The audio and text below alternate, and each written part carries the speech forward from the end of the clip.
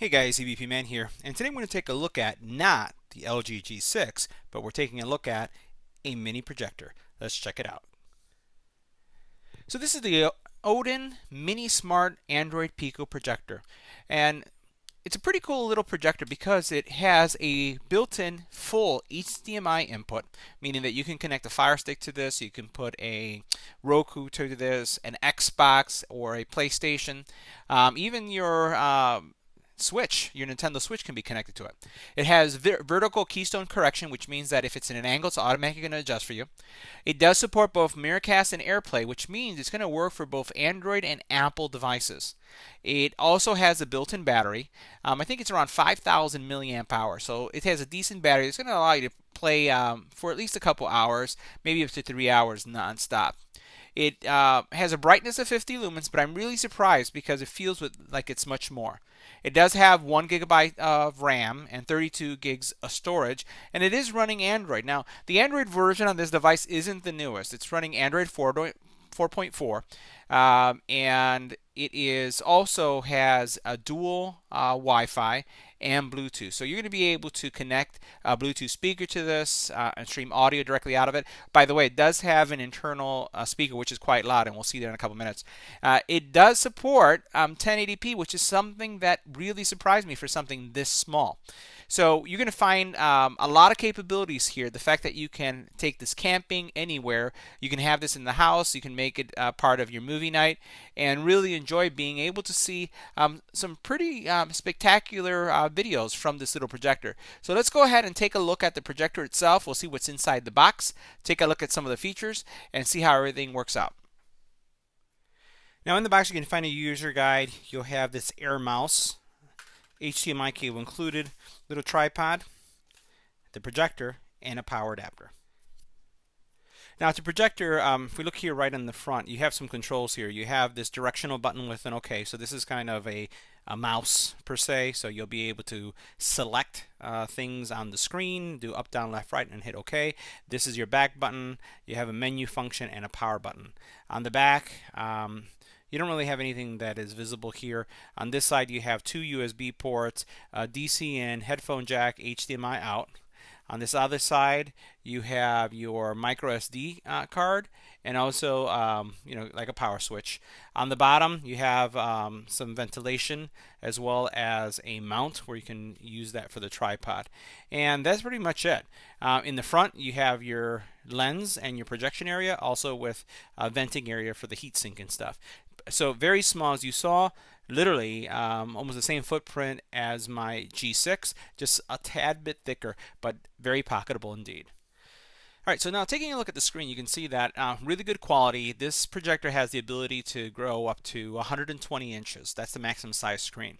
It is running Android 4.4, and I'm hoping that the manufacturer is going to do an upgrade because with Android 4.4, you start to see some limitations when it comes to the applications that you can install, particularly if you're interested in an application like Kodi. So what we're seeing here is kind of like the landing page that you can come into, and there's a couple of things you can do. You can either go start exploring, you can go into videos. Once again, this is boost is just to clear out the memory. It's a standard Android booster. Airplay if you want to connect your phone to it. Favorites, Google Play, which has a standard Google Play store and has access to all the apps, Netflix and all that kind of cool stuff. And then you have social media apps, and this is if you're going to connect something directly into that HDMI port, which is that full HDMI. So I'm going to go ahead and go into apps just so you can see what's there. And I'm right now using a wireless keyboard. I connected a USB dongle, and you can see I'm using my Logitech keyboard to control it. And here what we see is you see Netflix there, you see a lot of the standard apps. And once again, you're going to be able to use this for streaming, you're going to be able to use this for watching Hulu. You see all the applications that comes pre-installed with. Now one app that you can install is also Kodi. Kodi is not installed on it, but you can get Kodi version 16.1 to work on this without any problem. Version 17 does not work on this yet. So we'll have to wait for an update to the next generation of the Android operating system on this device before that will take place. But for those of you who haven't known what Kodi is, it's a media player, and it's a very powerful media player that really gives you the ability to stream content from the internet. Now, you saw how fast that booted up. Those of you who are using maybe a Kodi device could recognize that that was very fast. And what I just want to show you is some of the playback capabilities that we have. So I'm just going to go into videos, and I'm going to use this media player or add-on that's called Exodus. And this is going to go ahead and get some content. I'm going to go ahead and dismiss this. I'm going to go into TV shows. And I'm going to choose kind of the popular TV shows that are right now being watched. This is going to give you an idea of the overall quality of what you're going to be able to see. So it's going to go out and look at what's the most popular shows right now that are people watching. So you have Doctor Who, you have The Walking Dead, you have Iron Fist, all this great content out there. And I'm just going to scroll down and see what else is available. So you'll see that this has kind of like almost a Netflix kind of feel to it. I'm going to go ahead and choose the Flash. That's something that we'll go ahead and start up. We'll go into season 3. And what I'm going to do is I'm going to choose right before the end of the season. So if you haven't seen this yet, skip this. I'm going to go ahead and play this. And this will give you a sense of kind of like the media output. What I'll do is I'll show you how this looks like with one light on, and then what I'll do is I'll turn off all the lights so you can see what it looks like, and then I'll also give you a sense of what the audio, because we're going to be listening to onboard audio. So now it's getting all the content from the search providers that it needs to get, and then once it has them all, it'll go and start playing. So let's give that a second.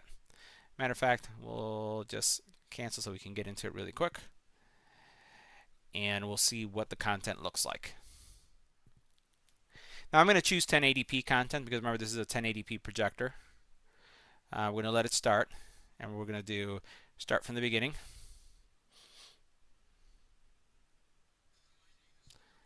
So here you have what you would see in a room that has a bright light. Let's go ahead and shut off all the lights so you can see what it looks like. All right, so now you're hearing the audio that's coming from the projector itself. It's very loud. This is definitely something that you can use if it's just for you, or even if you're with someone else. If you connect this to Bluetooth, it's even better. Now, mind you that I am projecting on a beige wall, so the whites are not going to be white. All the colors are going to be a little bit off because the wall, it's actually not so much a beige, but it's more of a sandy kind of color. It's an earth tone. So you don't have anything that is plain white or black. But here you can see really how well the actual projection is. So now the next test we're going to go through is actually going through the HDMI cable and loading up a Fire Stick, and this is where it even becomes even more powerful. Browsing the internet, downloading content, Netflix, sharing content from your phone, pretty straightforward. You've seen other videos where I've done this before, but what I find that's unique about this is the HDMI connection. So let's go ahead, and I'm going to be using the control on the remote now, or on the actual projector itself, and I'm going to go ahead and select the HDMI. Now it's going to switch.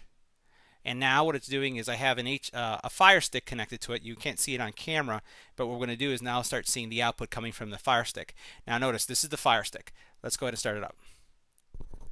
So now this is the projector, same projector, but now with all the lights off and connected to a Fire Stick. And I have to say that the colors just pop. They look even better when streaming content. So here you can see most of the content you find available. It's pretty common on what you would see on a Fire Stick, but once again, nice video quality. Everything works, and that's where I think that this projector really stands out, is when you start connecting it and start using other devices to it. So again, Xbox, Switch, PlayStation, really turning in any of your gaming solutions into a portable gaming station when you combine that with this little projector. So this concludes my review of the Aodin Pico Projector. If you have any comments or questions, leave it in the comment area below. If you liked the video, give it a thumbs up. And as always, don't forget to share and subscribe. Thanks for watching, guys.